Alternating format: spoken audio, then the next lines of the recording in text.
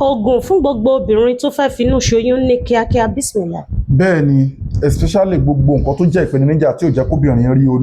oyún ní àti obìnrin tó yẹ pé omi ń dà ní ọmú ẹ̀ tó ní sọmúroro ẹ ti understand nsìn bá mi gẹ́ẹ̀tì ewé fruit ẹ wo fruit ẹ wo èso fruit yìí ẹ ti rí ẹ já èso fruit yìí 21 ẹ wá kọ́kọ́ fi ewé fruit ẹ fi tẹ́lẹ̀ pọ́ọ̀tù yẹn ẹ kó èso fruit yìí 21 ẹ kó lé lórí tẹ bá kó lé lórí ẹ bá mi gẹ́ẹ̀tì ewé àkókò ewé oyè ẹ kó lé lórí ewé àkókò ewé oyè fertility tree ẹ kó lé lórí ẹ kó ewé àgógó ogun tí wọ́n ń pè lápárí igun tí wọ́n ń pè ní orí igun tútù ẹ kó lé lórí ẹ wá da kànáfùrù lé lórí bí sínú láì tààlà ẹ sè ní àgbo tẹ bá ti sè lágbo kọ́ọ̀pù kan láàárọ̀ kọ́ọ̀pù kan lálẹ́ kóbìnrin yẹn tún máa fi omi yẹn fọ ọmú ẹ̀ ó lè mú kó tó ṣe period ó lè mú tó bá ń ṣe period lọ́wọ́ ó lè mú after period fi fídíò yìí ránṣẹ́ kó fi nǹkan tó bá lágbára sákàǹtì àwọn aláìní charity account 2044237680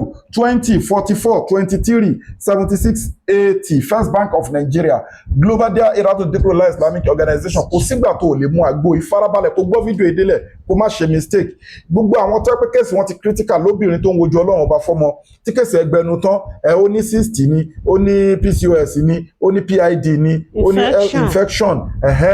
hyprolactane menstrual disorder fibroid blockage tube wọ́n jókòó sínú womb wọ́n jókòó sínú ovary gbogbo àwọn nǹkan kò ovulate ẹ ti understand nsìn wọ́n lọ fún full package wa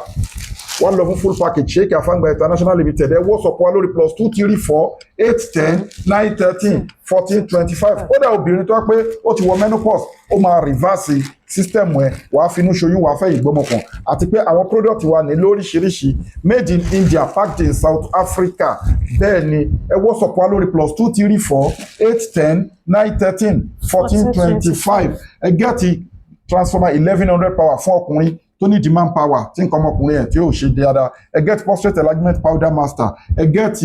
memory booster ìsọ̀yè ilé àǹfọmọdé àti fàgbàlagbà ẹ get caterpillar gbogbo owó obìnrin tó bá ṣe àgbótakọ ẹ̀ tán ó sì nídìí kó máa lo caterpillar ìwẹ́rẹ́wẹ́rẹ́ ó wà effective gidi fún tọkọtìyàwó fún sperm ọkùnrin ní motility adef fún obìnrin á jẹ́ kó wà fertile láti lè conceive ó ti yẹ yín nísìn ẹ get bulldozer met fibroid àti fún blockage tube àti oríṣiríṣi nǹkan bẹ́ẹ̀ all in one natural apps ikú nìkan ni kò lè wo prevention ni treatment ni cure ni ó wà effective gidi òun àti miracle leaves ewé ọ̀tọ̀ọ̀tọ̀ 100 àti má ìzẹ́mzẹ́m la fi preserve ewé kan tá ń pè ní senna leaf ó lágbára àná mọ̀mọ́ ló direct wá sí senna leaf ewé tó lágbára ni ẹ get ẹ̀ méjèèjì òun láti ní fún first aid èèyàn ń forí kókó aláǹtakùn ń jẹun lójú oorun ìbálòpọ̀ ojú oorun àbí ikùn èèyàn wú ẹsẹ̀ èèyàn wú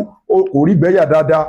ó ń gbóòórùn ẹ̀mí òkùnkùn bọ́ìlì ẹ̀ kó mú bọ́ìlì ẹ̀ kó fi ṣanra gbogbo àwọn nǹkan tó wà ní system á flush ẹ̀ dànù the same thing of powder yóò wà effective ó dẹ̀ wà halal gbogbo product wa ló wà halal ló wà scientific approved all in one natural herbs gbogbo ikú nìkan ní kò lè wò gbogbo ló lè cure except death so ẹ get méjèèjì ó wà effective so ètò àwẹ̀ wà tá a fi yanjú problem fáwọn èèyàn ètò àdúrà wà ètò sàárà wà àwọn halal powder wà lóríṣiríṣi tá a fi yanjú problem fáwọn èèyàn right way lẹ́wà kò sí ìrújú kó wá síbi tẹ́ ẹ̀ wà tá a ti lè deliver fún yín customer ló máa sanwó delivery Canada ní America ní ẹ wo page wa ẹ rí bá ṣe ń send nǹkan all over the world kódà local à ń send nǹkan through GIG logistics lọ anywhere Nigeria so àdúrà wa gbà so adé ń lo DHL láti deliver across the globe Ọlọ́run gbàdúrà gbogbo ẹ̀yin customers gbogbo ẹ̀yin fans gbogbo ẹ̀yin olólùfẹ́ wa ẹ̀rì bá ti ṣe ìrọ̀nà gbígbà Ramadan Mubarak aṣọ́dún ayọ̀ àní parẹ́máyé lára ọ̀là tuntun lọ́nà gbogbo ẹ̀yin tẹ́ ń bẹ lókè òkun ẹ̀kẹ́rẹ́ òkú wálé la ilaha illallah Muhammadu Rasulullah sallallahu alaihi wasallam má fi iṣẹ́ ta kọ́ wa yìí má fi ṣeré ẹ̀dẹ̀ fi fídíò yìí ránṣẹ́ kó kan àwọn èèyàn lára tested and confirmed ṣùgbọ́n tí kéèsì ẹ bá gbẹnu tán jáde tán sí full package wàá finú ṣoyún wàá fẹ́ ìgbọ́mọpọ̀n inna li zata lillahi jami'a gbogbo agbára Ọlọ́run ọba lónìí má sálàmù wa ilẹ̀